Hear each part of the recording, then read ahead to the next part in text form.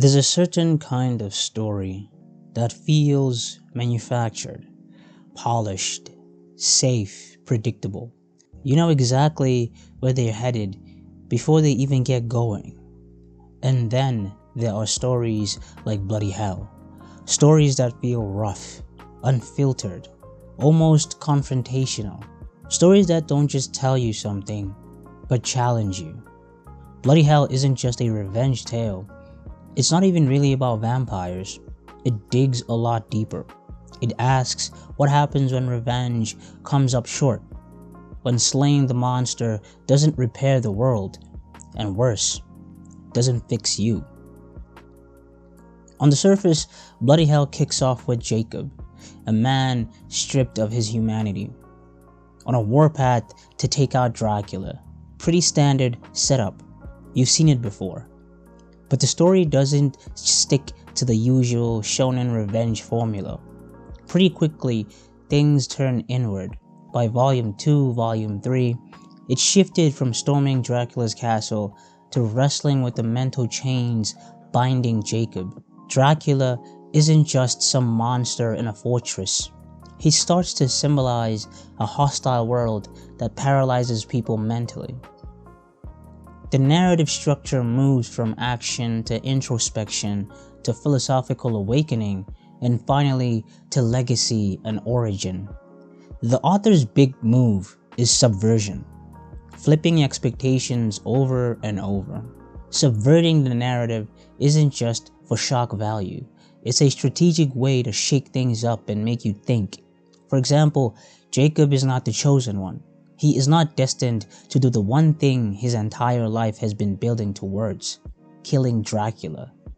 Another example is the corrupted king, a ruler who begins with noble intentions but in purging evil becomes the embodiment of tyranny.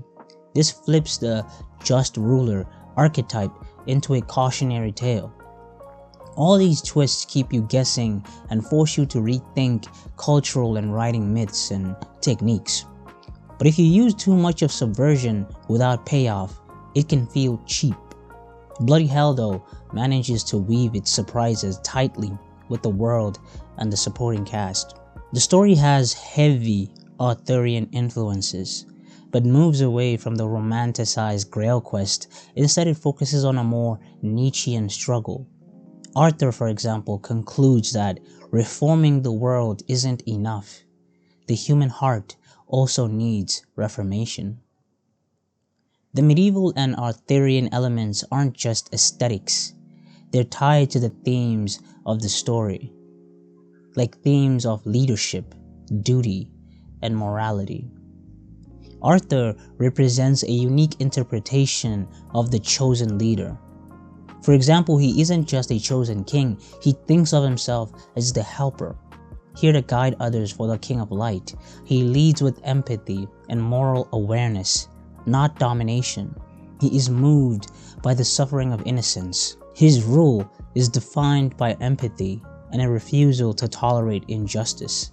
The series uses medieval ideas to ground its philosophy. The Kaiser Empire stands for responsibility.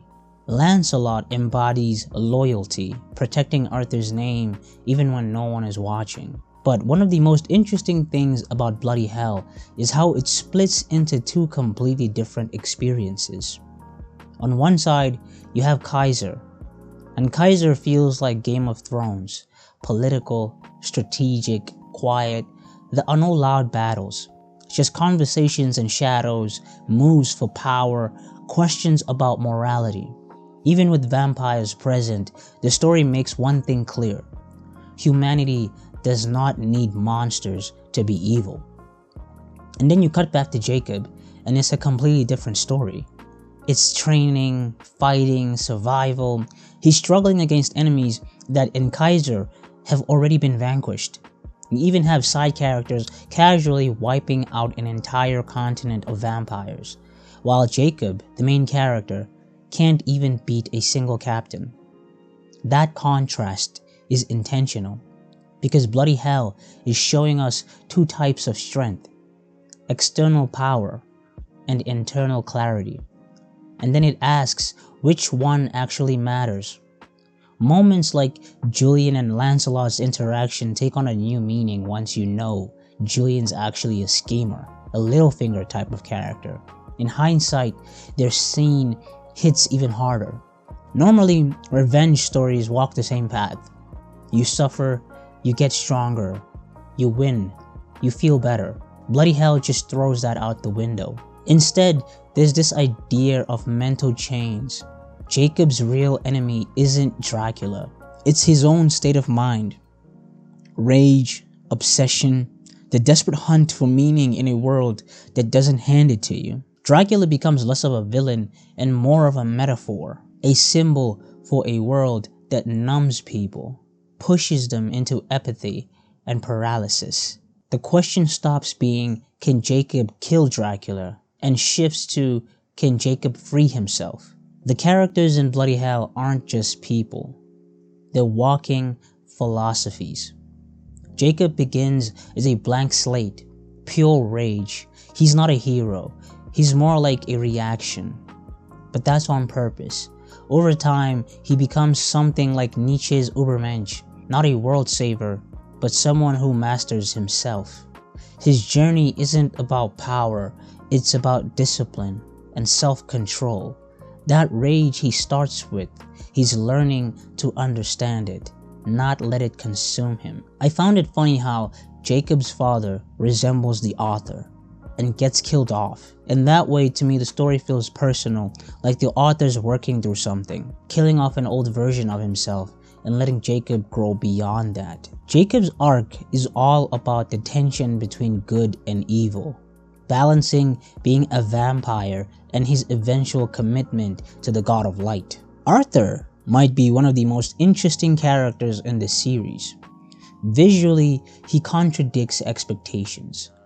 One of my favorite panels of his is him sitting on the throne, feet not even touching the ground, relaxed, casual, and yet he carries more moral weight than anyone else. He's not obsessed with power. He's focused on people, on innocence, on suffering. While others play politics, he's the one asking, why is the world like this? And more importantly, can it be fixed? Through Arthur, the story suggests that evil persists in the human heart even without the need for vampires. And then we have Lisa, perhaps the most clever subversion in the series. She initially appears as a comic relief type character, but represents something much deeper. She is a master of the inner world. She represents the subconscious potential Jacob must sync with to survive. She also becomes central to multiple characters, Jacob, Irene, and even Dracula. And then we get to Irene. Irene reframes everything.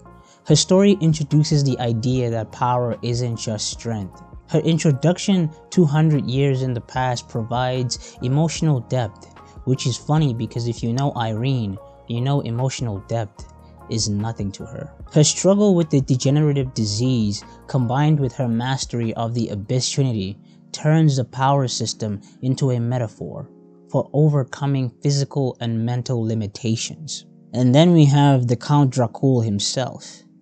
Originally a great king who sought to eliminate evil, he becomes its vessel. The story reinterprets Dracula as Agus, a king who wanted to vanquish evil only to become the strongest among them.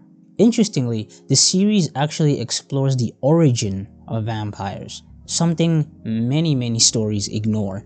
It introduces alien and supernatural elements like a meteor tied to their existence, adding a level of creativity that feels quite fresh. There's even imagery that feels reminiscent of Evangelion, especially in its themes of creation, morality, and symbolism. Evangelion is one of my favorite stories of all time, actually. So I really enjoyed noticing this panel. The setting includes tales of Earth 1, Earth 2, a night realm, there's a book of light, a god figure, and so much expanding lore. At first, it feels massive. Empires, creatures, systems, but the deeper you go, the more you realize that isn't the point. The world is detailed, yes, Kaiser Empire, Frostwood, Oroco Kingdom, the Sea of the Damned, There's a complex vampire hierarchy, a magic system built on mana, soul links, and soul sync, but the most important location is the inner world. All of it points towards one idea. Your power reflects your inner state. It's not just a magic system. It's more like a philosophy. You don't get stronger by leveling up. You get stronger by knowing yourself. The more you read, by volume 3, 4, the system starts to form a core idea, a structured system, cast, blast, and enhance, giving it a strategic, almost Hunter x Hunter-like depth. And then we get to the part where Bloody Hell fully establishes itself different from other shonen type stories. It's not subtle about its influences. This is a deeply Nietzschean existential story. The ideas are clear. Humans need stories to function. The world is hostile. Meaning isn't handed to you. You have to make it. Freedom? It happens when you snap those mental chains. Jacob is not trying to save the world. He's trying to save his own mind. A lot of suffering boils down to one question. Why? Why go through pain? Or exist? Or fight? The story doesn't soften the blow. It just says, you choose your answer. Make your own justification. And live it. It's impossible not to compare this to Berserk. Both are dark fantasy. Both feature protagonists with a big sword struggling against overwhelming odds. Both explore the loss of humanity. But where Berserk feels like a tragedy, Bloody Hell feels like a manual, a guide. Not just showing suffering, but trying to extract meaning from it. Now, it's not a perfect series. The pacing can be overwhelming. It shoots from revenge to philosophy, then dives into the story's historical depth. The early terminology is dense, soul sync, mana links, vampire states. It can be a grind. The art is also a struggle at first. It can be chaotic, rough, tough to follow sometimes, but it shifts towards a gothic, oil-painted look that fits the story better. Jacob's a bit one note early on, just rage. That's intentional, but it makes him hard to connect with at first. Sometimes the philosophy leans heavy, explaining things instead of letting you feel them. That rawness though, that's part of what makes it special. Bloody Hell feels like a response, a rejection of safe stories, empty spectacles, tales that don't ask much from you. It's not after perfection, it's after honesty. That makes it rare. It's a story that doesn't just entertain, it prods you to think about big stuff, to reflect, to question, not just the world, but yourself. In the end, Bloody Hell isn't about slaying monsters, it's about facing something tougher, your own mind.